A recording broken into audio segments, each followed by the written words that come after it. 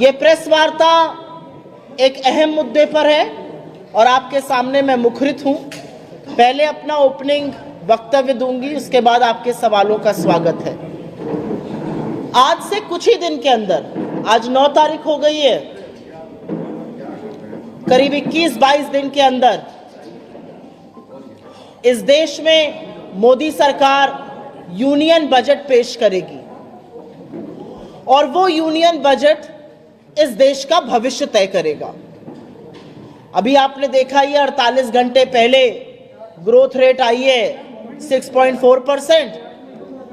तो वो जो यूनियन बजट होगा वो इस देश के अर्थव्यवस्था की, इस देश के रोजगार की दिशा और दशा दोनों तय करेगा। वो तय करेगा कि क्या इस देश में निवेश और उपभोग होगा, वो तय करेगा कि क्या महंगाई की मार से जो लोग जूझ रहे हैं उनको कुछ राहत मिलेगी, और सबसे बड़ी चीज वो तय करेगा कि आपके जैसे और हम जैसे तमामों करोड़ों लोग जो टैक्स की मार और टैक्स के बोझ के नीचे उसके तले दबते जा रहे हैं, क्या उनको कोई राहत मिलेगी। और किसी भी आकलन से पहले टैक्स पर आज बात करनी जरूरी है, क्योंकि आजाद भारत में पहली बार सूट बूट की नरेंद्र मोदी सरकार ने इनकम टैक्स को कॉर्पोरेट टैक्स से ज्यादा कर दिया है। मतलब जो धन्ना सेठ, जो बड़े बड़े पूंजीपति हैं, वो आपसे, हमसे, इस देश के गरीब वर्ग से कम टैक्स दे रहे हैं। गला आपका रेता जा रहा है टैक्स पर, आपके बच्चों की पढ़ाई, आपकी दवाई पर उसका असर पड़ रहा है। लेकिन टैक्स की चर्चा हो तो शुरुआत तो गब्बर सिंह टैक्स से ही करनी पड़ेगी। छुट्टियों का माहौल था, आप लोग भी गए होंगे सिनेमा देखने, हो सकता है 2 बच्चों के साथ गए हो। लड़के ने कहा हो मैं नमक वाला पॉपकॉर्न खाऊंगा, बच्ची ने कहा हो कि मैं तो सॉल्ट कैरेमल खाऊंगी। हो सकता है धर्मपत्नी ने कह दिया हो मैं तो मिक्स खाऊंगी। अब वही अड़चन आ गई, जीएसटी कौन सा लगेगा, 5 लगेगा, 12 लगेगा, 18 लगेगा। ये गुत्थी सुलझाने में पूरा देश उलझा हुआ है। और इसीलिए गब्बर सिंह टैक्स की बात करनी है, क्योंकि जीएसटी एक इनडायरेक्ट टैक्स है। आपकी पॉकेट में 5,000 रुपए है, आपकी पॉकेट में 500 रुपए है, आपकी पॉकेट में 50 लाख रुपए है, सरकार को कोई फर्क नहीं पड़ता। अगर आप आज की तारीख में कोई सामान खरीदते हैं तो गरीब हो या अमीर, उसको एक बराबर जीएसटी का टैक्स देना है। और इसीलिए इनडायरेक्ट टैक्स को डीमेरिट टैक्स कहा गया है। ये उपभोग पर टैक्स होता है, ये कंजम्पशन टैक्स होता है। आप जो भी खरीदिएगा, आपने जूता खरीदा, आपने शर्ट खरीदी, आपने आटा खरीदा, दही खरीदी, उस पर एक बराबर टैक्स देना है। इस देश का सबसे अमीर आदमी मुंबई के नरीमन पॉइंट पर भी वही टैक्स दे रहा है जो हजरतगंज का रिक्शे वाला दे रहा है। एक माचिस की डब्बी पर, एक बाल्टी के मग पर, एक कॉटन की शर्ट पर, एक हवाई चप्पल पर। यह असलियत है जीएसटी की। और जीएसटी को जिस तरह से बढ़ाया जा रहा है, रोजमर्रा की आवश्यक वस्तुओं पर जिस तरह से जीएसटी का प्रहार किया जा रहा है, उससे पूरी तरह से रायता फैलाकर रखा है सरकार ने पूरे देश में। आटे पर जीएसटी है, दही पर जीएसटी है, दवाई पर जीएसटी है, पढ़ाई पर जीएसटी है, अब पॉपकॉर्न पर जीएसटी है, पुरानी कार बेचने पर जीएसटी है। ऐसी कौन सी चीज है जिस पर सरकार जीएसटी जमकर नहीं वसूल रही है? शायद अभी तक सांस लेने पर टैक्स नहीं लगाया गया, बाकी हर जगह हर व्यक्ति टैक्स दे रहा है। हर महीने मोदी सरकार बढ़ चढ़कर सीना ठोककर बताती है हमने इस महीने इतना जीएसटी कलेक्ट किया। यह उपलब्धि नहीं है आपकी, यह आपकी विफलता है, क्योंकि इतना जीएसटी कलेक्ट करने का मतलब है आपने गरीब आदमी को और रेता, उसका गला और दबाया, उसका गला और घोटा और उससे पैसा और टैक्स और वसूला। क्योंकि 64% जीएसटी का कलेक्शन इस देश की निचली 50% आबादी से आ रहा है। जो निचली 50% आबादी है, आर्थिक स्तर पर अगर इस देश को 2 भागों में डिवाइड कर दीजिए, जो बॉटम 50% है वो 64% जीएसटी का अदा कर रहा है। तो टैक्स की जो भरमार है, टैक्स का जो बोझ है, टैक्स का जो भार है, वो गरीब आदमी पर, मध्यम वर्ग पर, निम्न मध्यम वर्ग पर, आपके जैसे सैलरीड क्लास पर, छोटे लघु मध्यम उद्योगों पर सबसे ज्यादा है। जो शीर्ष 10% है, जो सबसे धन्ना सेठ है इस देश के 10%, वो 3% कलेक्शन दे रहे हैं। हम आप और सब लोग मिलकर 64% कलेक्शन दे रहे हैं। गरीब आदमी पर उसकी मार और भी ज्यादा है। और इसी का नतीजा है कि आज मध्यम वर्ग और गरीब व्यक्ति अपनी रोजमर्रा की जरूरत की चीजों पर कटौती कर रहा है खर्च में। और मैं कोई भी चीजें बिना आंकड़े के व्हाट्सएप का फर्रा पढ़ के नहीं बोलती हूं, वो दूसरे दफ्तर में होता है। आंकड़ों के साथ आपको बता रही हूं कि आज की तारीख में आम मध्यम वर्ग के लोग खाने पर, बच्चों की शिक्षा पर कम खर्चा कर पा रहे हैं, क्योंकि इतना जीएसटी, इतना टैक्स का बोझ है। और ये और भी भयावह हो रहा है क्योंकि बेरोजगारी है, महंगाई है, आय कम है, और उसके बाद इतना बड़ा टैक्स का बोझ। आप लोग शांति रखिए प्लीज, पीछे 2 बार मैंने दरख्वास्त करी है। आज की तारीख में मध्यम वर्ग और निम्न मध्यम वर्ग अपने बच्चों को कॉलेज से डिग्री पूरी नहीं करा पा रहा है। 50,000 लोगों ने सेंट्रल यूनिवर्सिटी से बिना डिग्री पूरी किए एडमिशन कैंसिल हुआ है। 37 लाख इस देश के बच्चे सेकेंडरी स्कूल में एडमिशन लिखा नहीं पाए हैं, क्योंकि उनके माता पिता के पास इतना पैसा नहीं है कि उनको आगे पढ़ाया जाए। बुजुर्गों से पूछिए आप, हेल्थ इंश्योरेंस कराने जाते हैं, 18% जीएसटी देना है हेल्थ इंश्योरेंस पे। लाइफ इंश्योरेंस और हेल्थ इंश्योरेंस पर आप 18% जीएसटी ले रहे हैं। अभी 2 दिन पहले मैं एफएमसीजी की रिपोर्ट देख रही थी, यही कंपनियां जो साबुन, तेल, शैम्पू वगैरह बनाती हैं। इन्होंने कहा अब बड़े पैकेट का सामान बिक ही नहीं रहा है। जैसे मूंग दाल की दाल मोट पहले इतनी बड़ी आती थी, फिर इतनी हुई, अब इतनी बड़ी बिकने लगी है, 5-5 रुपए की। पार्ले जी पहले इतना बड़ा था, फिर इतना हुआ, अब 2-2, 3-3 बिस्कुट बिकते हैं। वही हाल एफएमसीजी का भी हो गया, छोटे छोटे पैकेट बिक रहे हैं। और यह सहूलियत नहीं है, क्योंकि लोगों के पास बड़ा पैकेट खरीदने का पैसा नहीं है, उनका सामर्थ्य नहीं है। और इसका नतीजा आपको उपभोग पर दिख रहा है, कंजम्पशन पर दिख रहा है। मैंने कहा ना, लोग रोजमर्रा की जो चीजें हैं उस पर कम खर्चा कर रहे हैं। यही नहीं, लोग अपनी बचत से पैसा निकाल के खर्चा करने को मजबूर हैं। हिंदुस्तान का सेविंग रेट 50 साल में सबसे कम लेवल पर है आज की तारीख में। करीब 9.5 लाख करोड़ रुपए सेविंग के उड़ गए पिछले 5 सालों में। लोग मजबूर हैं अपने ईपीएफ, अपने बैंक अकाउंट की सेविंग से निकालकर खर्चा करने के लिए। यही नहीं, 2024 के चुनाव में महामानव ने कहा था मंगलसूत्र छीन लेंगे। यह क्या पता था, अपनी ही बात कर रहे हैं, क्योंकि गोल्ड लोन लेने वालों की संख्या में 50% की वृद्धि पिछले 9 महीने में हुई है, और लोन लेकर ना चुकाने वालों की संख्या 30% से ज्यादा बढ़ी है। यह असलियत है आज इस देश की। असलियत यह है कि उपभोग कम हो रहा है, बेरोजगारी से लोग जूझ रहे हैं, टैक्स और महंगाई की मार है, और उसके चलते अपनी भविष्य की निधि से लोग पैसा खर्च करने को मजबूर है। अपना गहना जेवर गिरवी रखकर आज जीवन यापन किया जा रहा है। लेकिन ये जो जीएसटी की गुत्थी है, उसको सुलझाने से पहले एक यहां पर तथ्य रखना जरूरी है। आपकी जेब से कितना पैसा जा रहा है, आपके बच्चे की फीस जा पा रही है कि नहीं जा पा रही है, आप बच्चे को महंगे स्कूल से निकालकर सस्ते स्कूल में डाल रहे हैं, आप अपने माता पिता का हेल्थ बीमा करा पा रहे हैं कि नहीं करा पा रहे हैं, आप 5 किलो दाल के बजाय 2.5 किलो दाल पर आ गए, आप अरहर की दाल के बजाय मिक्स दाल खाने लगे। सरकार को इससे कोई फर्क नहीं पड़ता है, आपकी व्यथा से उनको कोई फर्क नहीं पड़ता है, लेकिन धन्ना सेठों की व्यथा से उनको बहुत फर्क पड़ता है। और इसलिए कॉर्पोरेट टैक्स काटकर इस सरकार ने एक बार में 4.5 लाख करोड़ रुपए का फायदा इस देश के पूंजीपतियों को कराया था। आप 30% इनकम टैक्स दे रहे हैं, 22% कॉर्पोरेट टैक्स है।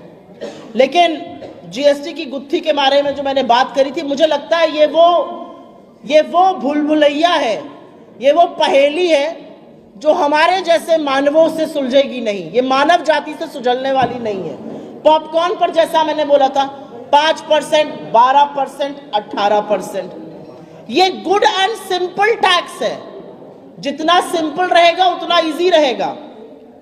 कांग्रेस पार्टी पैरोकार है कि एक नहीं तो ज्यादा से ज्यादा 2 लेवल ऑफ टैक्स होना चाहिए।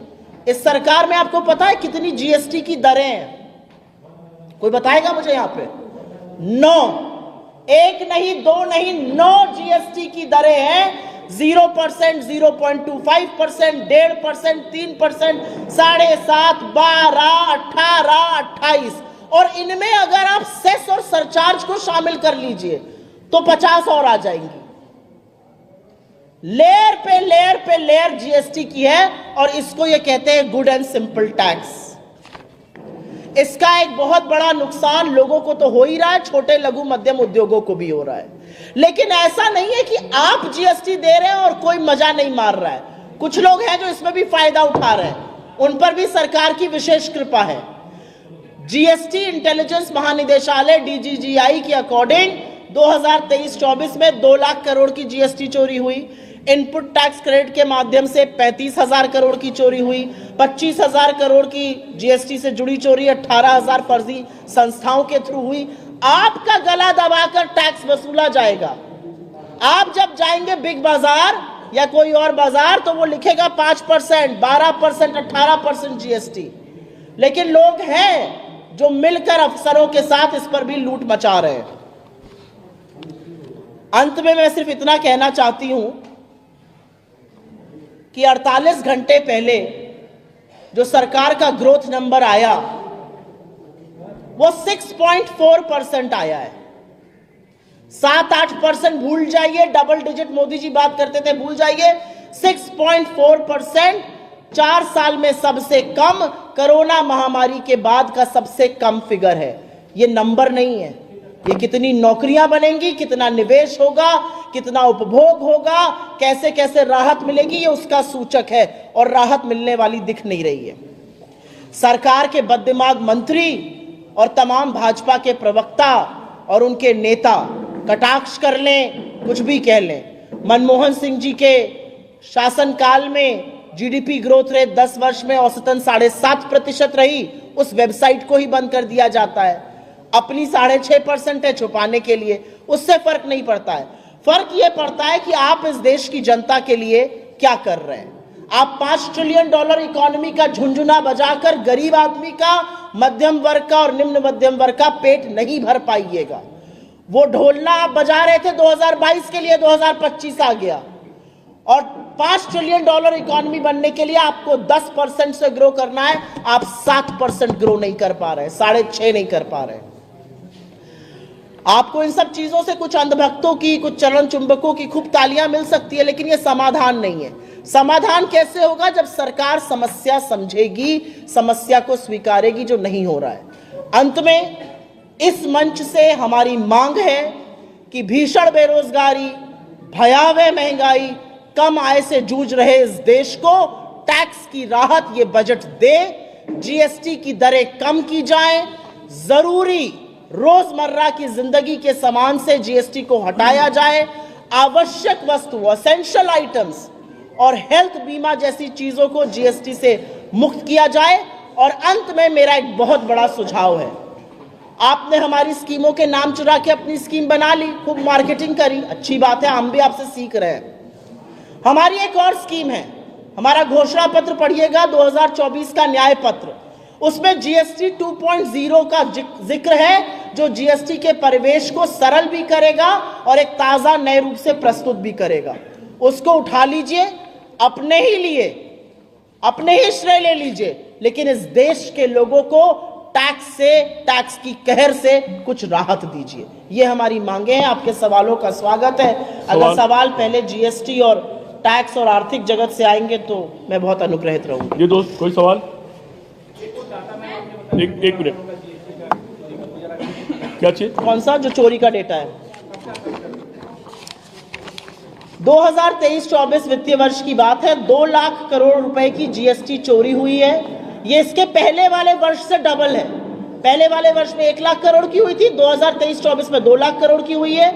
इनपुट टैक्स क्रेडिट में धोखाधड़ी आम बात है, 35,000 करोड़ की चोरी हुई है।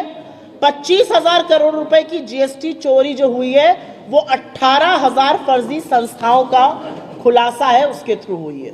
और कोई सवाल? पहले मैं इस पर आंसर दूंगी, फिर दिल्ली विधानसभा पे करूंगी, मैं दिल्ली विधानसभा भी आंसर करूंगी। मैडम ये बताइए, जीएसटी हो या कोई भी टैक्स हो, कांग्रेस पार्टी के पास इससे लड़ने की स्ट्रेटजी है क्या?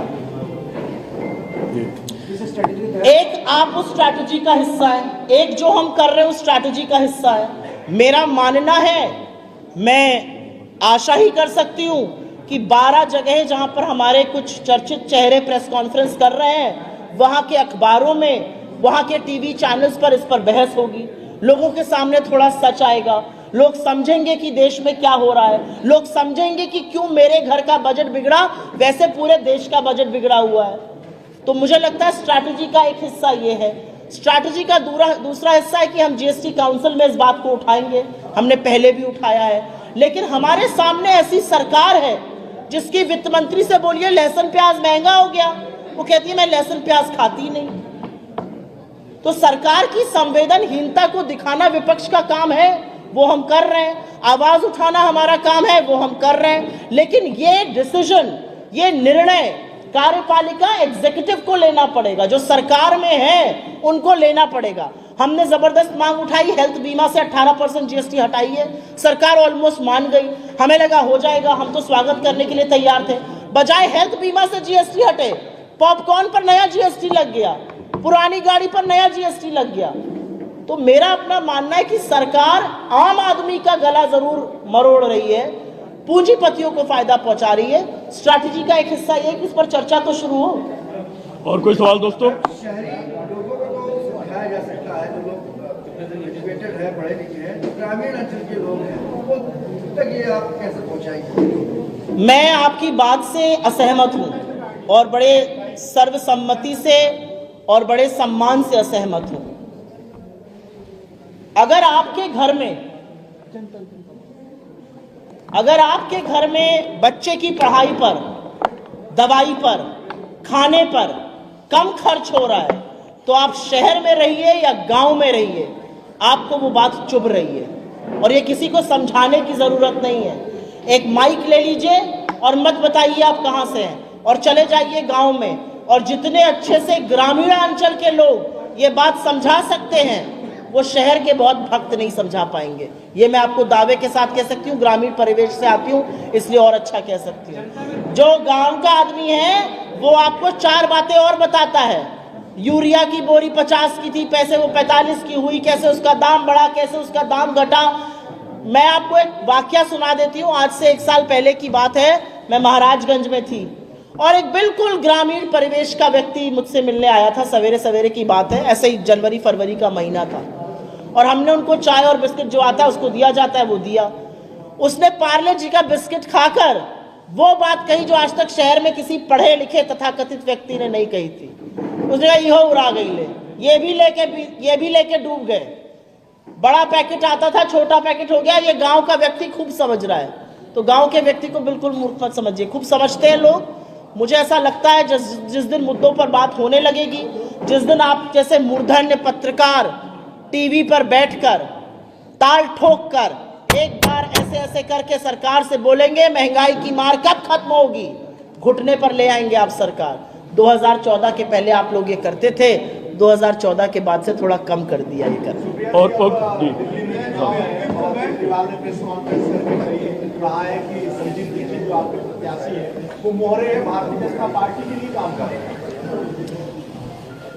चुनाव में बहुत सारी बातें कही जाती हैं। कांग्रेस पार्टी पर एक ही दल है इस पूरे देश में, भारतीय राष्ट्रीय कांग्रेस, जिसके साथ बीजेपी की साठगांठ पर कोई आरोप नहीं लगा सकता, जिसका पूरा आंदोलन आरएसएस ने खड़ा किया, जिनको छोटा संघी बुलाया जाता है, जो जब दिल्ली में दंगे होते हैं चुपचाप बैठ जाते हैं, जो गुजरात जाते हैं बिल्किस बानो का नाम नहीं लेते हैं, जो अपने साथियों को जो एक वर्ग विशेष से आते हैं उनको दूध की मक्खी की तरह निकाल देते हैं। उनके मुंह से ऐसी बातें अच्छी नहीं लगती। मैं शालीनता और मर्यादा इस मंच से नहीं छोड़ूंगी। मुझे ऐसा लगता है जो उन्होंने कहा है वो हास्यास्पद है, फिजूल की बात है। सवाल और है, पृथ्वीराज चौहान जो है वो कह रहे हैं कि सबसे ज्यादा मजबूत आम आदमी पार्टी है, वो जीतेगी, कांग्रेस और आपको मिलकर लड़ना चाहिए। संजय राउत ने उसका समर्थन किया है। कांग्रेस की अधिकृत प्रवक्ता आपके सामने मैं बैठी हूं, राष्ट्रीय प्रवक्ता हूं, CWC की मेंबर हूं, जो highest decision making body Congress party की है। ये उनका निजी बयान हो सकता है, ये पार्टी का बयान नहीं है। अभी एक मिनट, ये महिला पूछना चाह रही, इसके बाद आपके पास दिल्ली में विधानसभा के चुनाव होने जा रहे हैं, तो उसमें कांग्रेस अपने दम पर चुनाव में उतरेगी या फिर इंडिया अलायंस के साथ? नहीं, मुझे नहीं लगता आपने शायद चुनाव फॉलो किया है। हम अपने दम पर चुनाव लड़ रहे हैं। हमारे काफी सारे प्रत्याशियों की घोषणा भी हो चुकी है। फुल स्विंग में चुनाव चल रहा है, प्रचार चल रहा है। मुझे समझ में नहीं आया सवाल है। आलोक जी, गठबंधन को सपोर्ट कर रहे हैं उपचुनाव में। अखिलेश जी ने कहा है कि दिल्ली के चुनाव में वो आपका समर्थन करेंगे, इस पे आप क्या कहेंगे? उनकी मर्जी है। हमें ऐसा लगता है कि इंडिया गठबंधन को मजबूत रखना, उत्तर प्रदेश के क्रूर प्रशासन से लड़ना, उत्तर प्रदेश में जो सरकार अहंकार के मद में डूबी हुई है, जो निरंकुशता पुलिस की हम रोज देखते हैं, उसका डटकर मुकाबला करना, इंडिया गठबंधन के साथ हम मिलकर ये चुनाव लड़ रहे हैं। इसमें कोई भी मतलब मुझे इसमें कोई विरोधाभास नहीं दिखता है। उनका दिल्ली में जिसको भी समर्थन करने का मन हो वो कर सकते हैं। हमें ऐसा लगता है कि उत्तर प्रदेश में भारतीय जनता पार्टी को रोकने का, उत्तर प्रदेश में 46 सीट जो इंडिया गठबंधन ने जीती, जिसमें कांग्रेस और सपा महत्वपूर्ण भूमिका हमने मिलकर अदा करी, उसने इस देश का राजनीतिक परिवेश बदला। अगर उत्तर प्रदेश ने निर्णायक निर्णय ना दिया होता और बीजेपी को ना हराया होता तो नरेंद्र मोदी आज बैसाखी की सरकार ना चला रहे होते। ये बताइए, डिप्टी सीएम ब्रजेश पाठक ने आज बयान दिया है, उन्होंने कहा कांग्रेस इतनी कमजोर हो चुकी है। किसने? डिप्टी सीएम ब्रजेश पाठक इतनी कमजोर हो चुकी है, चुनाव से वर्कआउट विड्रॉ कर लेती है, और क्यों नहीं चुनाव जो है कांग्रेस लड़ती है। तो अब भाजपा के डिप्टी सीएम क्या कह रहे हैं उस पर मैं क्यों प्रतिक्रिया दूंगी? भाजपा के डिप्टी सीएम, सुनिए मेरी बात, भाजपा के डिप्टी सीएम हमारी बड़ाई तो करेंगे नहीं। भाजपा के डिप्टी सीएम सुबह चाय पीकर ये तो नहीं कहेंगे आओ भाई एएनआई, आओ भाई पीटीआई, आज कांग्रेस की भूरी भूरी प्रशंसा करूंगा।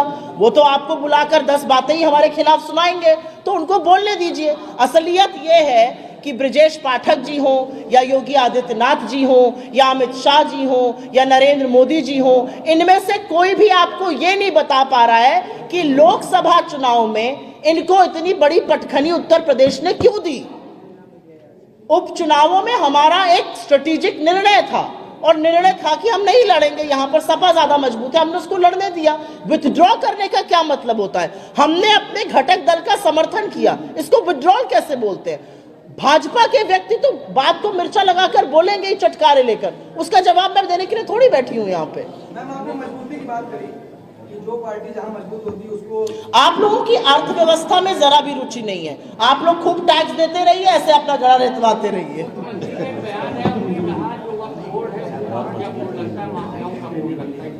मुख्यमंत्री ने पहली बार ऐसा नफरती बयान दिया है। आप पूछिए, आप पूछ रहे थे। मैं कह रहा था, आप बात करी थी मजबूती, जो आप बात कर रहे हैं कि जो अलायंस उत्तर प्रदेश में मिल्कीपुर सीट पर चुनाव नहीं हो रहा है, समर्थन कर रहे हैं आप समाजवादी पार्टी को, और वहीं अखिलेश कह रहे हैं कि दिल्ली में जो चुनाव होगा तो वहाँ इसका जवाब मैंने दे दिया, एग्जैक्टली सेम सवाल था। और लाओ, आइडियली जो मैसेज कर रहे हो, कोई भी पार्टी हो वो आइडियल पर चलती है, और ऐसे में जब ये मैसेज आ रहा है, आप बताओ, आइडियली जो मैसेज कर रहे होगा तमाम लोग। आपका सवाल उन्होंने, एक मिनट मैं बोल रही हूँ, आपका सवाल उन्होंने पूछा था, मैंने बिल्कुल स्पष्ट जवाब दिया है, दोबारा से मैं क्यों दोहराऊंगी? नहीं, ऐसा बिल्कुल नहीं है। सपा और हमारा हरियाणा में भी गठबंधन था, सपा और हमारा महाराष्ट्र में भी गठबंधन था।